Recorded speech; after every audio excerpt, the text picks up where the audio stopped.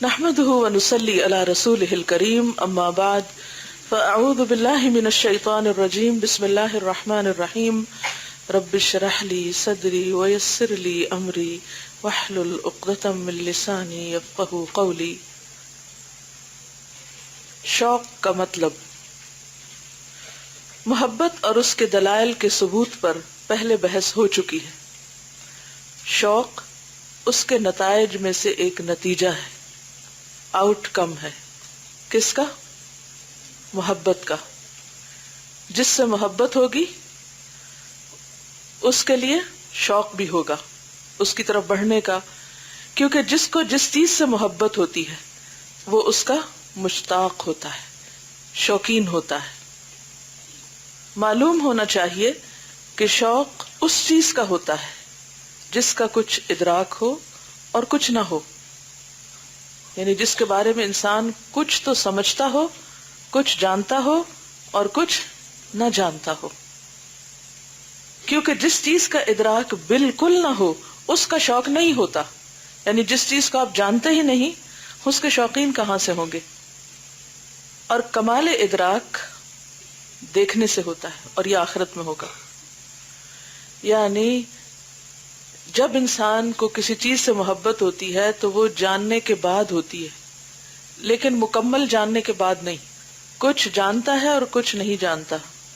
جیسے اللہ سبحانہ وتعالی کے بارے میں ہم کچھ معرفت رکھتے ہیں اور کچھ نہیں رکھتے، لہذا اس کی ملاقات کا ایک شوق ہے ہمارے دل میں، اور یہ شوق جب تک رہے گا جب تک کہ اس سے ملاقات نہ ہو جائے، اور یہ دنیا میں ممکن نہیں. لہذا مومن کا اشتیاق اللہ سبحانہ وتعالی کے لیے کب تک رہتا ہے؟ ساری زندگی. اور موت کے وقت بھی اگر اسے خوشی ہوتی ہے کسی بات کی تو کیا کہ اللہ سے ملاقات کا وقت قریب آ گیا ہے. اور کسی بھی چیز کو سمجھنے کے لیے دیکھنا ضروری ہوتا ہے. دیکھے بغیر مکمل ادراک یا پرسپشن نہیں ہوتی. کسی چیز کے بارے میں اگر آپ صرف سنتے ہیں یا انڈائریکٹلی اس کو جانتے ہیں تو یہ انکمپلیٹ جاننا ہے. مکمل جاننا کب ہوتا ہے؟ جب آپ اس کو دیکھتے ہیں. فارسی کا ایک محاورہ ہے، دیدہ کے مانند بشنیدہ، کہ جو چیز دیکھی بھی ہو اس کی تو کوئی مثال ہی نہیں. یعنی شنیدہ یعنی جو سنی ہوئی چیزیں ہیں وہ دیکھنے سے کوئی مماثلت نہیں. یعنی دیکھ کر جو کچھ ملتا ہے وہ سن کر نہیں ملتا. دراصل امور الہی کی کوئی انتہا نہیں. دلیل قرآن پاک سے دیجیے.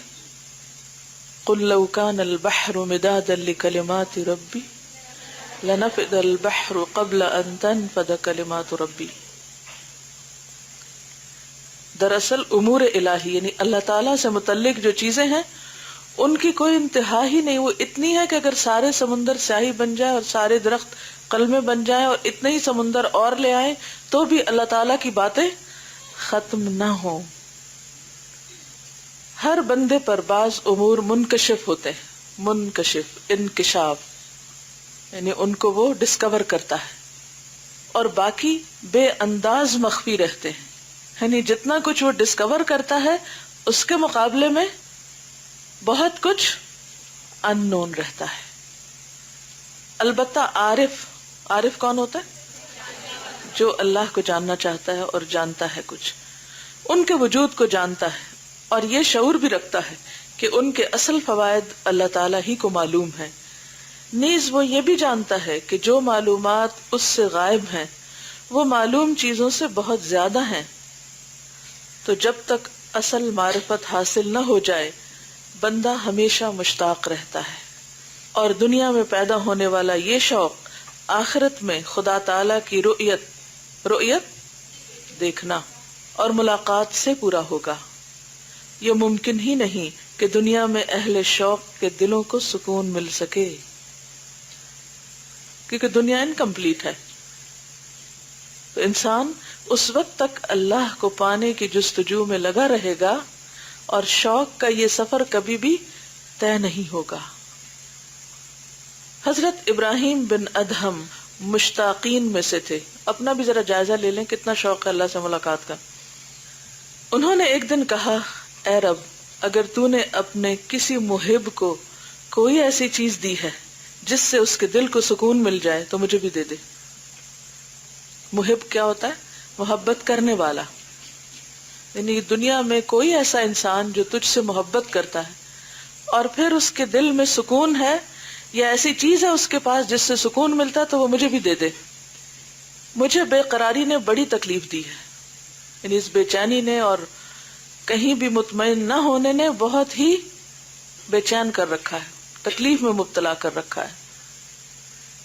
فرماتے ہیں پھر میں نے خواب میں اللہ تعالیٰ کو دیکھا تو اس نے فرمایا اے ابراہیم کیا تجھے مجھ سے شرم نہیں آتی؟ تو مجھ سے سوال کرتا ہے کہ میں تجھے وہ چیز دوں جو میری ملاقات سے پہلے تیرے دل کو سکون دے دے. کیا کبھی دوست کی ملاقات سے پہلے کسی عاشق کے دل کو قرار ملا ہے؟ میں نے کہا اے رب تیری محبت میں میں بہک گیا, میں نے نہ جانا کہ کیا کہہ رہا ہوں. یعنی تمہارا سوال ہی غلط تھا, لیکن میری یہ غلطی بھی تیری محبت کی وجہ سے ہے. کیونکہ جو انسان محبت میں مبتلا ہوتا ہے وہ بعض اوقات عقل کی بات نہیں سمجھتا یا عقل کے تابع نہیں ہوتا. تو یہ شوق آخرت میں جا کر پورا ہوگا, اور وہ جو صرف اللہ تعالیٰ کو معلوم ہے, اس کی کوئی انتہا نہیں, اس کی کوئی انتہا نہیں. نہ وہ بندے پر واضح ہو سکتا ہے نہ بندہ اس کو جانتا ہے. کیا مطلب؟ اللہ تعالیٰ کبھی بھی پوری طرح بندے کی سمجھ میں آ نہیں سکتا. لا تدرکہ الابصار وہو یدرک الابصار. تو جس چیز کو دیکھا ہی نہ ہو اس کے بارے میں پوری طرح جانا ہی نہیں جا سکتا. وہ اسی کی لذت میں مشغول ہے جو اس پہ ظاہر ہوا. ہم کتنا انجوائے کر سکتے ہیں اس کی محبت کو جتنی ہمیں محسوس ہوئی, اور نعمت اور لذت دونوں ہمیشہ بڑھتی رہتی ہیں یہاں تک کہ وہ غیر معلوم چیزوں کے شوق کے احساس سے بے خبر ہو جاتا ہے. بس انوار بصیرت کی اتنی مقدار ہی شوق اور اس کے معنی کے حقائق کو کھولنے کے لیے کافی ہے. احادیث کے شواہد میں سے وہ روایت بھی ہے کہ رسول اللہ صلی اللہ علیہ وسلم نے ایک آدمی کو دعا سکھائی اور اسے حکم دیا کہ اس کی روزانہ اپنے گھر والوں سمیت ضرور پابندی کرے. اور اس دعا میں یہ بھی ہے اے اللہ میں تجھ سے تیری تقدیر پر رضا اور موت کے بعد عیش اور تیرے چہرے کی طرف دیکھنے کی لذت اور تیری ملاقات کے شوق کا سوال کرتا ہوں. کس کو عربی میں یہ دعا آتی؟ کتنے لوگوں کو یہ دعا آتی؟ وَأَسْأَلُكَ الرِّضَا بَعْدَ الْقَضَاءِ وَأَسْأَلُكَ بَرْدَ الْعَيْشِ بَعْدَ الْمَوْتِ وَأَسْأَلُكَ لَذَّةَ النَّظَرِ إِلَى وَجْهِكَ وَالشَّوْقَ إِلَى لِقَائِكَ فِي غَيْرِ ضَرَّاءٍ مُضِرَّةٍ وَلَا فِتْنَةٍ مُضِلَّةٍ. یہ دعا پابندی کے ساتھ صرف خود نہیں بلکہ گھر والوں سمیت پڑھیں. توریت میں ہے کہ اللہ تعالیٰ فرماتے ہیں میری ملاقات کے لیے نیک لوگوں کا شوق بہت زیادہ ہے اور مجھے ان کی ملاقات کا ان سے بھی زیادہ شوق ہے. اب آپ اپنا اپنا شوق دیکھ لیجئے, اس کا پیمانہ کیا ہے. تو جتنا آپ کو شوق ہے اللہ کو اس سے زیادہ ہے. کیوں؟ وائے؟ اگر بندہ ایک قدم آگے بڑھتا ہے تو اللہ تعالیٰ 10 قدم آگے بڑھتے ہیں, چل کے جاتا ہے تو دوڑ کے آتے ہیں. ہمارے شوق لمیٹڈ ہیں اور اللہ تعالیٰ کی ہر قوت ان لمیٹڈ ہے, نو کمپیریزن. شوق جو ہے وہ ادراک پر ڈپینڈ ہے, ہمیں تو اللہ کا اتنا ادراک بھی نہیں ہے, اللہ تو ہمیں پوری طرح جانتا ہے. ہم اللہ کو نہیں جانتے لہٰذا ہمارا شوق پورا ہو ہی نہیں سکتا, یعنی اس میں کوئی کمال ہو ہی نہیں سکتا. لیکن اللہ تو ہمیں پوری طرح جانتے ہیں لہٰذا اس کا تو کوئی مقابلہ ہی نہیں. بالکل وہی بات ہے نا, جب فرشتوں نے کہا تھا کہ کیا آپ اس کو پیدا کر رہے ہیں جو خون بہائے گا, تو اللہ تعالیٰ نے کیا فرمایا تھا, انی اعلم ما لا تعلمون, میں جانتا ہوں جو تم نہیں جانتے, کہ صرف خون بہانے والے ہی نہیں ہوں گے اس میں عبادت کرنے والے بھی ہوں گے اور اس مقصد کو پورا کرنے والے، اور انتہائی درجے میں اس مقصد کو پورا کرنے والے ہوں گے۔ باتیں سب اچھی ہیں، اصل میں ضرورت ہے ہم اپنا جائزہ لیں، ہم کہاں کھڑے ہیں، ہمارا کیا مقام، ہماری عبادت یا ملاقات کا شوق جو ہے وہ کس درجے کا ہے۔ اپنے ایک بندے کو اللہ تعالیٰ نے ایک القاء فرمایا۔ القاء کیا ہوتا ہے؟ دل میں بات ڈالنا، اور یہ کسی کے دل میں بھی اللہ تعالیٰ ڈال دیتا ہے۔ میرے کچھ بندے ایسے ہیں جو مجھ سے محبت رکھتے ہیں اور میں ان سے محبت رکھتا ہوں۔ قرآن پاک میں بھی آتا نا یحبہم ویحبونہ، مجھے ان کا شوق ہے، ان کو میرا شوق ہے، وہ میرا ذکر کرتے ہیں، میں ان کو یاد کرتا ہوں۔ فاذکرونی اذکرکم، اگر تم ان کی راہ پر چلو تو میں تم سے محبت کروں گا۔ صراط الذین انعمت علیہم، اور اگر تم نے ان سے منہ موڑا تو میں تم سے ناراض ہو جاؤں گا۔ تو اس سے کیا پتہ چلتا ہے کہ ایسے بندوں سے اللہ اتنی محبت رکھتا ہے کہ انہیں دوسروں کے لیے رہنما بنا دیتا ہے، ایک نمونہ بنا دیتا ہے، اور عام بندوں سے کیا چاہتا ہے کہ وہ ان کی پیروی کریں، صراط الذین انعمت علیہم کے طریقے کو اختیار کریں، اور اگر تم نے ان سے منہ موڑا تو میں تم سے ناراض ہو جاؤں گا۔ اس نے کہا اے رب ان کی علامت کیا ہے، کیسے پہچانے وہ کون ہیں جن کی ہم پیروی کریں؟ فرمایا دن کو نمازوں کے لیے سائے کی نگرانی کرتے ہیں، یعنی ان کا دھیان کس میں لگا ہوتا ہے؟ نماز میں، کہ وقت تو نہیں ہو گیا۔ جیسا کہ مہربان چرواہا اپنی بکریوں کی نگرانی کرتا ہے اور سورج کے غروب ہونے کا خیال رکھتے ہیں، جیسا کہ غروب آفتاب کے وقت پرندے اپنے گھونسلوں کا خیال رکھتے ہیں، اور جب رات چھا جاتی ہے اور اندھیرا گہرا ہو جاتا ہے، بستر بچھ جاتے ہیں اور ہر دوست اپنے دوست کے ساتھ تنہائی میں چلا جاتا ہے، تو وہ اپنے قدموں پر کھڑے ہو جاتے ہیں اور اپنے چہرے بچھا دیتے ہیں، اور میرے کلام کے ذریعے مجھ سے ہم کلام ہوتے ہیں، یعنی اس تنہائی میں پھر وہ کھڑے ہو کر قرآن پڑھتے ہیں، اور میرے انعامات کے تذکرے سے میری خوشامد کرتے ہیں۔ پھر کچھ چیخنے والے، کچھ رونے والے، کچھ آہیں بھرنے والے، کچھ شکوے کرنے والے، کوئی کھڑا، کوئی بیٹھا، کوئی رکوع میں، کوئی سجدے میں میری حمد بیان کرتا ہے۔ میری وجہ سے ان کو جو تکلیف پہنچتی ہے وہ میری نظروں میں ہے، فَإِنَّكَ بِأَعْيُنِنَا، اور وہ میری محبت کی وجہ سے جو شکوے کرتے ہیں وہ میرے کانوں میں ہے۔ کیونکہ انسان جب دنیا والوں سے ستایا جاتا ہے تو کس کی طرف لوٹتا ہے؟ اللہ کی طرف۔ وہ سب کی شکایتیں پھر کس سے کرتا ہے؟ اللہ سے، اور اللہ سنتا ہے ان کو۔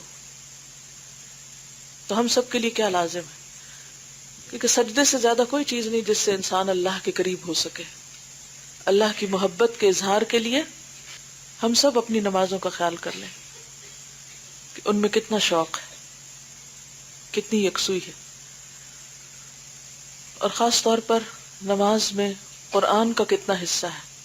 کیا دن اور رات کی نمازوں میں سے کوئی ایک نماز ایسی ہے جس میں ہم کھڑے ہو کر کچھ قرآن کا حصہ پڑھیں؟ اور یہ صرف اسی وقت ہو سکتا ہے کہ جب ہمیں کچھ حصہ زبانی یاد ہو۔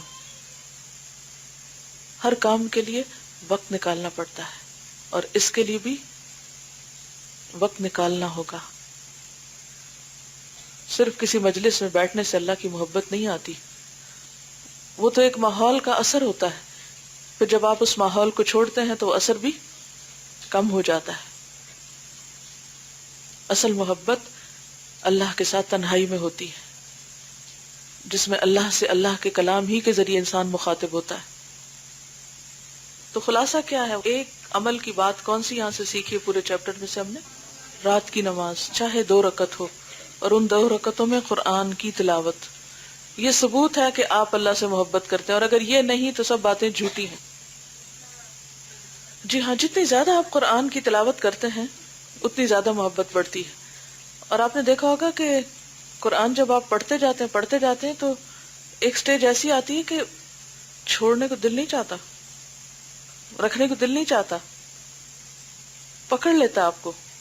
پھر مجبوری ہوتی ہے کہ انسان کو کچھ اور کرنا ہے، اٹھنا ہے، ورنہ عملی طور پر اس کا پڑھنا بھی آسان ہو جاتا ہے۔ لاسٹ ٹائم جو بھی میرے لیکچرز تھے ان سب میں ایک چیز بار بار ریپیٹ کرتی رہی، صبح فجر کے بعد قرآن کا پڑھنا۔ کچھ عادت باقی رہی یا بھول گئے؟ الحمدللہ. آج میں صبح جب پڑھ رہی تھی تو آپ لوگوں کو یاد کر رہی تھی کہ پتہ نہیں آپ لوگ کو یاد رہا یا پھر آہستہ آہستہ، کیونکہ وقتاً فوقتاً یہاں ایسی چیزیں ہوتی رہتی ہیں نا کہ روٹین ٹوٹ جاتی ہے آپ کی. دیکھیں اس میں ہمیں اللہ تعالیٰ نے ایسے دور میں پیدا کیے تو میں سمجھتی ہوں کہ ہم بہت خوش قسمت ہیں. کوئی بھی کام کریں آپ قرآن سنتے رہیں. جب آپ پڑھ نہیں سکتے تو آپ سنتے رہیں. میں سمجھتی ہوں کچن میں اکیلے کام کرتے ہوئے قرآن سننے سے بڑھ کر لذت والی کوئی چیز ہی نہیں. کیونکہ جب آپ پریکٹیکلی کچھ کر رہے ہوتے ہیں نا، کم از کم اپنے لیے میں سمجھتی ہوں کہ جب میں جھاڑو دیتی ہوں یا میں کوئی پریکٹیکل کام کر رہی ہوتی ہوں تو میرا دماغ اتنا ہی زیادہ چل رہا ہوتا ہے، اتنی زیادہ سوچیں اور آئیڈیاز آتے ہیں، اور اتنا زیادہ میرا کھلتی ہیں آنکھیں. تو کوئی بھی حالت ہو، کوئی دنیا کا بھی کام کرنا پڑے، کوئی ٹریولنگ کر رہے ہیں، کچھ کر رہے ہو، سنیں قرآن. یعنی قرآن سے تعلق صرف خود تلاوت سے نہیں، تلاوت تو صبح کے وقت آپ کریں گے جو اللہ نصیب کرے گا، لیکن باقی اوقات میں کچھ بھی آپ کر رہے ہیں تو بیک گراؤنڈ پہ پلے کیے رکھیں. کوئی چیز عذر نہ بنے، یہ یاد رکھیں، کوئی چیز عذر نہ بنے کہ چونکہ یہ مجبوری ہے اس لیے یہ کام ہم نہیں کر سکتے. آپ کو پتا ہے جس کو شوق ہوتا ہے نا کسی چیز کا، ہر حال میں، ہر جگہ پر، ہر طریقے سے اپنا راستہ نکال لیتا ہے. کسی کو نہیں سکھانا پڑتا. یہ باتیں صرف کہنے کی نہیں، کرنے کی ہیں. تھوڑا سا اپنے آپ کو آرگنائز کر لیں. مثلا ایک پریکٹیکل ٹپ ہے چھوٹی سی، کہ آپ اپنا ٹیپ ریکارڈر یا جو بھی آپ سنتے ہیں، جہاں بھی جس جگہ پہ بھی آپ ہوتے ہیں تو اس کو آپ اس طرح سیٹ کر کے رکھیں، اتنی ترتیب رکھیں زندگی میں کہ اندھیرے میں آنکھیں بند کر کے بھی آپ اس کو آن کر سکیں. میں جب صبح اٹھتی ہوں تو میں لائٹ بعد میں آن کرتی ہوں، قرآن کی تلاوت پہلے آن کرتی ہوں کہ چند لمحے بھی اس کے بغیر نہ گزرے. کچھ مشکل نہیں، بس آپ کو کرنا آنا چاہیے. تو جب شوق ہوگا تو راہیں بہت ہیں، بہت. اور اب تو ایسے گیجٹس ہیں، چھوٹے چھوٹے آئی پوڈ ہیں، اور ان کے اوپر آپ جو چاہیں. اب آپ کہیں کہ نہیں ہمارے گھر میں وہ بچے بھی سو رہے ہیں، شوہر بھی سو رہے ہیں، اگر ہم نے بٹن آن کیا تو پھر تو وہ سارے چلا اٹھیں گے اور کہیں گے نکل جاؤ یہاں سے. تو پھر ہم کیا کریں؟ بہت راستے ہیں. جو لوگ چھپ چھپ کے میوزک سنتے ہیں اور جو لوگ اور غلط کام کرتے ہیں، ان کو اگر راستے مل جاتے ہیں تو صحیح کام کرنے والوں کو کیوں نہیں راستے ملتے؟ اصل بات ہے شوق کی کمی ہے. شوق ہوگا سب کچھ آسان ہو جائے گا. مجھے یہ فیل ہوا کہ محبت جو ہے وہ ایک دم سے ہونے والی چیز نہیں ہے، اس کو آہستہ آہستہ ڈیولپ کیا جاتا ہے. انفارچونیٹلی ہم لوگوں کی زندگیوں میں ہم اور چیزوں میں الجھے رہتے ہیں اور انہی سے محبتیں ہماری وابستہ ہو جاتی ہیں. تو اللہ سے جب تعلق قائم ہوتا ہے تو اتنی زیادہ پہلے سے دل میں چیزیں بھری ہوتی ہیں کہ ان کو نکالنے میں پھر ٹائم لگتا ہے، اور اللہ کی محبت آنے میں اور ان چیزوں کے جانے میں. تو مجھے اس چیز پہ رونا آ رہا تھا کہ کس طرح ایسے ہو کہ وہ ایک دم سے سب اریز ہو جائے، پچھلے جو نقش ہیں اور پچھلی جو محبتیں ہیں، اور یہ محبت جو ہے یہی سب پہ غالب آ جائے. اللہ تعالیٰ کے جو ہے وہ بندے ہوتے ہیں اللہ کے کلام سے، اللہ سے ہم کلام ہوتے ہیں. تہجد میں یہ سوچ کے لمبی قرات کریں کہ اللہ کے محبوب بندے اللہ کے کلام کے ذریعے ہی اللہ سے ہم کلام ہوتے ہیں. جی یہ بھی مجھے یاد نہیں رہا بتانا کہ طویل قیام میں بعض اوقات یہ کہ حفظ نہیں ہوتی چیزیں، یا یہ کہ ہم اتنے تھکے ہوئے ہوتے ہیں کہ اس وقت بار بار بھولنے لگتے ہیں جو حفظ کیا ہوا بھی ہوتا ہے. تو اس کا ایک حل یہ ہے کہ جیسے نوافل میں آپ قرآن مجید کھول کے پڑھ لیں، اور اس کا آسان طریقہ یہ کہ مثلا آپ اپنی جائے ایسی جگہ بچھائیں. ویسے تو سٹینڈ بھی اب ملتے ہیں اور بہت لائٹ قسم کے سٹینڈ ہوتے ہیں، اور ان پہ بڑے سائز کے قرآن مجید بھی ملتے ہیں. اگر وہ اویلیبل ہو تو ٹھیک، نہیں تو آپ اس طرح کریں کہ جیسے میز آپ کے رائٹ سائڈ پہ ہلکا والا سپارہ ہوتا ہے نا جو لوگ مرنے والوں پہ پڑھتے ہیں، سپارے وغیرہ سنگل پتلے والے جو اٹھانے میں آسان ہوتے ہیں، تو ان کو جب آپ اللہ اکبر کر لیں یعنی پہلے سے کھول کے صفحہ رکھ لیں کہ کون سا آپ نے پڑھنا ہے. اور اب تو الحمدللہ ایسے بھی ہیں جو آیت سے شروع ہوتے ہیں اور آیت پر ختم ہوتے ہیں، تو اس میں اور زیادہ آسانی ہوتی ہے. تو جب آپ پورا الحمد اور فاتحہ وغیرہ سب کچھ پڑھ لیں تو بس ہلکے سے ہاتھ کے اس سے یہاں رکھ لیں، یعنی آپ کا ہاتھ بھی ہاتھ پہ رہے گا، بس صرف اتنا سا مڑے گا، تو اس سے کوئی فرق نہیں پڑتا اتنا.